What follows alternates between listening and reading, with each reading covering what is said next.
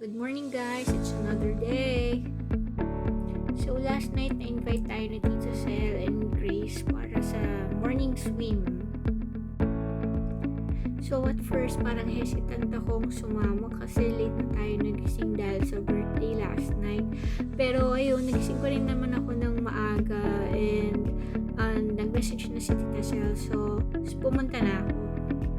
So as I remember, mga before 9 nandun na tayo sa beach. Maaraw na pero may pang-apart pa rin na malilim. Basta nag-grab lang ako ng bag and goggles and sumakay na ako ng sasakyan. So ito na ngayon yung beach. It's a wonderful day. Nag-coffee lang ako sa bahay and some bread. Pero hindi talaga ako prepared. Wala akong gear for water, so hindi ko nakuhanan yung swimming namin ni Grace. Buti na lang merong breakfast si Tita Sel, scrambled egg, pancit, yung dito may coffee pa nga eh. Wala talaga kaming balak mag-sailing, pero nung dumating si Miss Andrea, sabi ni Grace libre naman eh.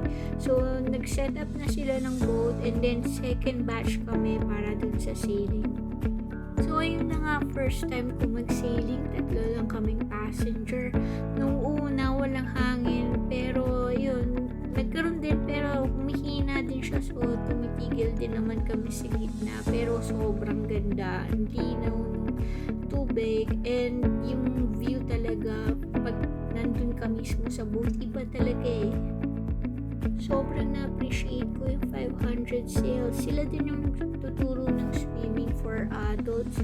Sumali na din ako minsan doon, kaso hindi consistent kasi yung Saturday ko sa office may pasok ako every other Saturday, so hindi na natuloy. Pero hopefully soon baka mag-join ulit ako.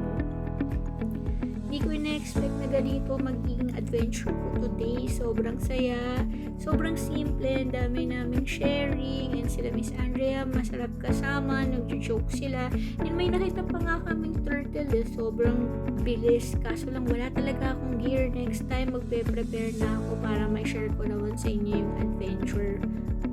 Sobrang iksi nung sailing namin, ang dami nag-reflect sa utak ko this 2025, and sana mag-work yung mga plans ko, and I'm thankful dito sa island na to kasi parang every weekend is your vacation. Hindi mo na kailangan mag-travel ng matagal na oras unlike sa Philippines. Pero syempre, sana kasama ko yung mga mahal ko sa buhay dito. Mas masaya yun eh.